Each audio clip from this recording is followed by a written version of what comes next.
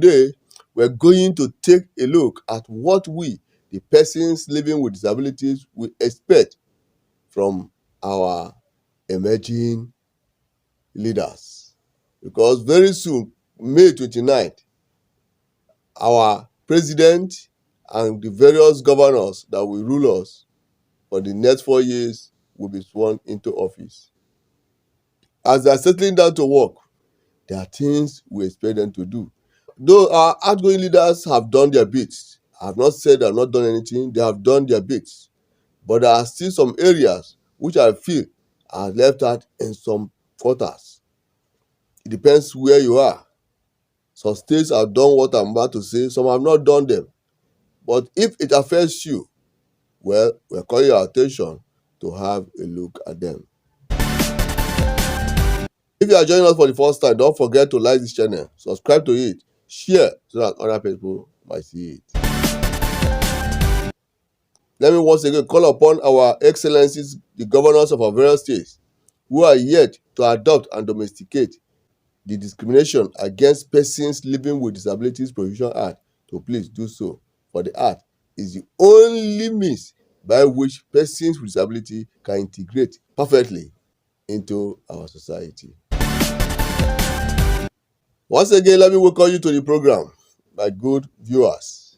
Like I told you from the beginning, today, we're going to take a look at what we, the persons living with disabilities, will expect from our emerging leaders.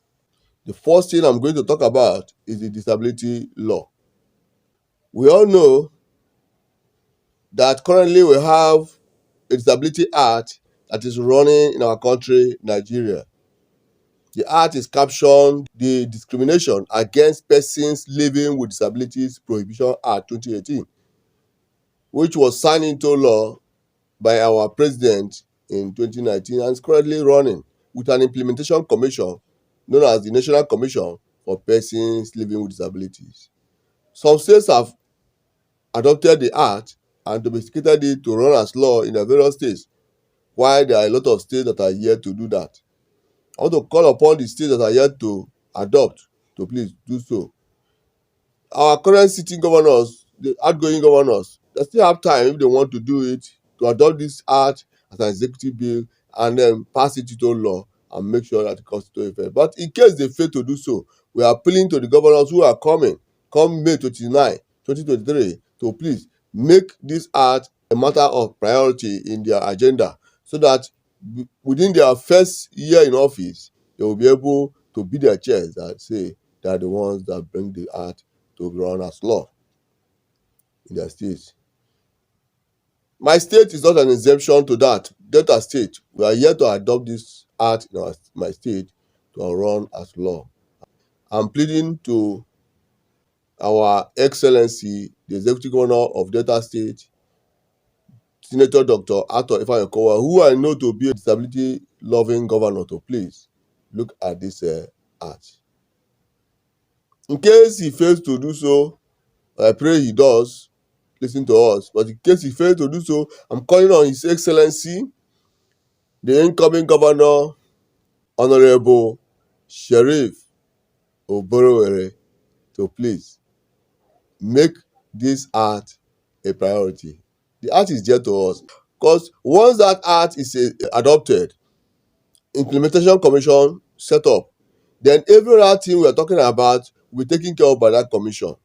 That's why I'm hitting on the act and setting up a commission. So the establishment of this commission is very, very important. That commission also enables us to link to the federal body because already we have a national commission for persons with disability running in the federal level. At times, some of their policies cannot come down to states because there's no corresponding office at the state level. At state level now, in my state, we have the Women Affairs. Even the Ministry for Humanitarian Affairs that was established seems not to have a clear-cut direction as to how to deal with disabled, because most of the things we meant to ask from them last year, they say we should go to Women Affairs. So there is kind of conflict there. But if there's a disability commission, then the goal will be clear. Their function will be known. we, the persons living with disabilities, will have a place we call our own. So we need this commission to be running. I'm calling on the incoming governor of Delta State, Honorable Francis Sheriff Oberewere, to please pay a special attention in this Disability Act. Another issue I would like the incoming governors, even the president of our nation, to have a look is the issue of social security allowances.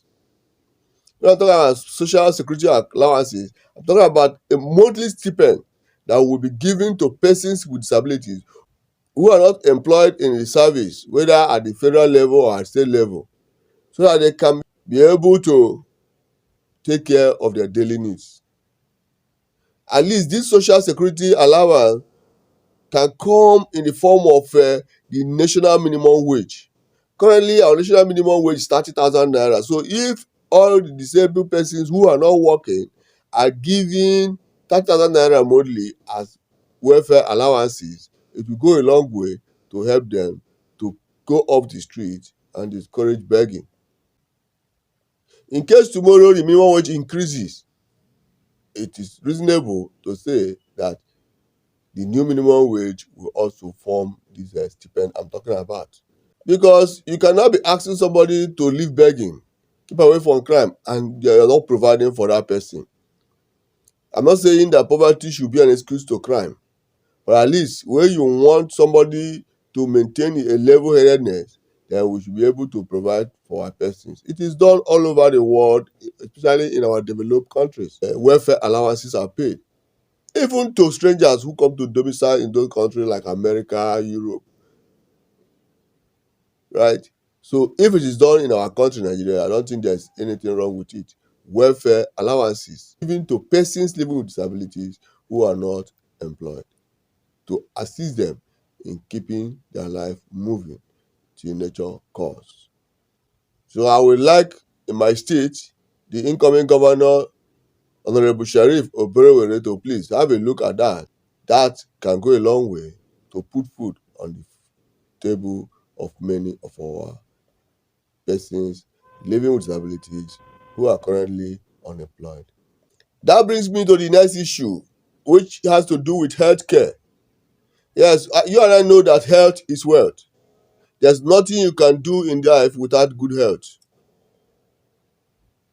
For you to be able to actualize your goal in life, you need to be healthy in order to be able to pursue whatever course you choose in life. Health is very important.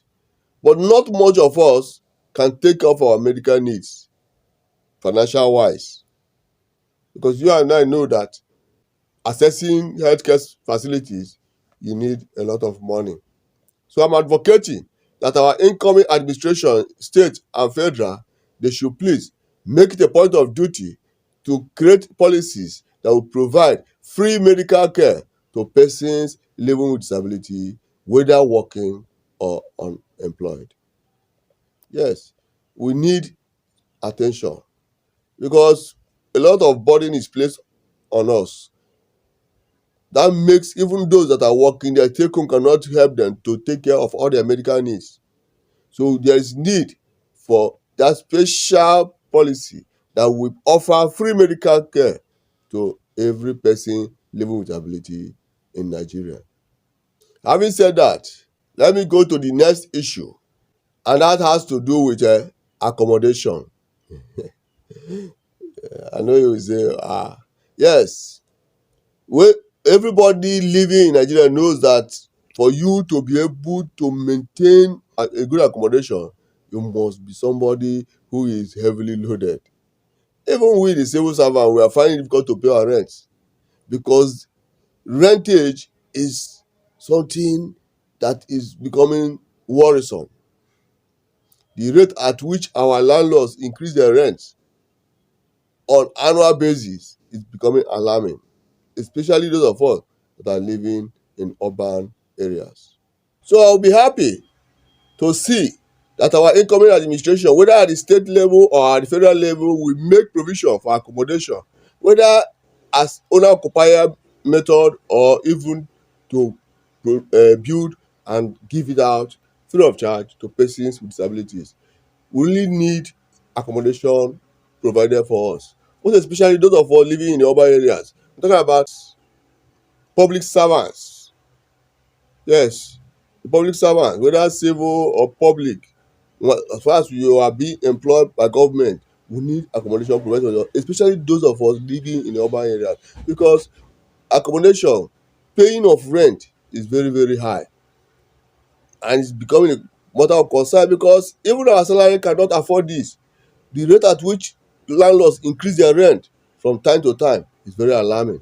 So I'm calling on the incoming governor, especially in my state, Delta State, on Right Honourable Sheriff Oborevwori, to look at that direction, provide low cost housing for civil servants who are disabled.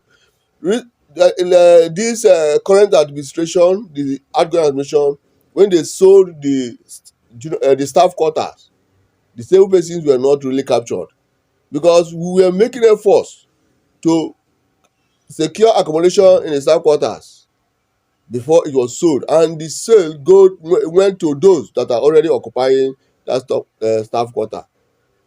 Fortunately or unfortunately for us, it's only one of us that is occupying a flat in that quarter, and so he was able to be carried along. So most of us who are yet to gain entrance into the quarters were left out.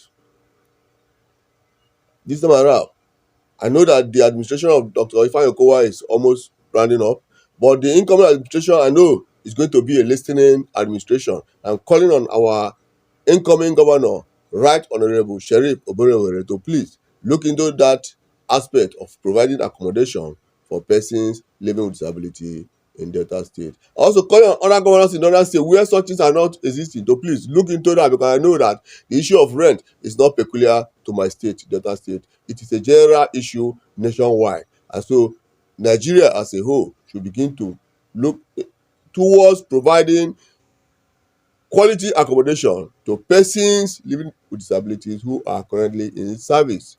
If there's any way they can extend it to people who are not in service, well, good and fine. But what I'm hammering on people, persons with disability who are in service, is that in case they want to make it owner occupier, they have to do with people who has the ability to pay. But in case they want to make it free, well, build an estate and make it an estate for PWDs. Well, there's nothing wrong with that. You can go around and cover everybody. As they do this, I want to appreciate you all. And this brings me to the next issue, which has to do with disability maintenance allowance. Yes, this is, I'm calling on the government, especially my state government. When I'm dwelling on my state government, I don't know what is obtainable in other states. But so I'm using my own state as a case study. But other states where such things are not existing should please follow suit and do the needful. So in my state, Delta State, I'm calling on the incoming administration to please make it also a duty to provide a special allowance that will be termed disability maintenance allowance for persons who are employed in civil service. You already know that our salaries are no longer taking us home. But this disability maintenance allowance, which is going to be 30% of our monthly gross income, put into our salary as an allowance, will now help to bring up this our salary, so that we can at least take care of some basic needs in our daily life.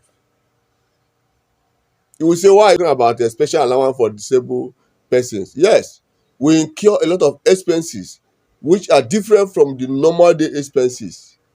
Yes, for me to leave my house to the office, I go on a chartered keke. Yes, and I pay nothing less than 1,000 naira, and check it, 1,000 naira times the number of days that we go to work, we now make, you now know how much will leave my salary. Not to talk of when I now have to visit other places in case there is need for me to move around to tackle other issues. You now begin to evaluate in your mind how much I will be spending just as transport from my salary. This is just one of them. There are other things. For a disabled person to keep fit and live in a daily normal life, it takes a lot of money. And so we need a robust salary to be able to meet our needs. from time to time. I know well asking for too much. I wear the shoe and I know where it pitches. There are a lot of things I cannot even say. Because when I say that, you will say, what is he talking about? But we know our problems. All we're saying that we need something that will bring our salary a bit higher so that we will be able to fix our problems without having to beg anyone to assist us. Well, I believe I've said much.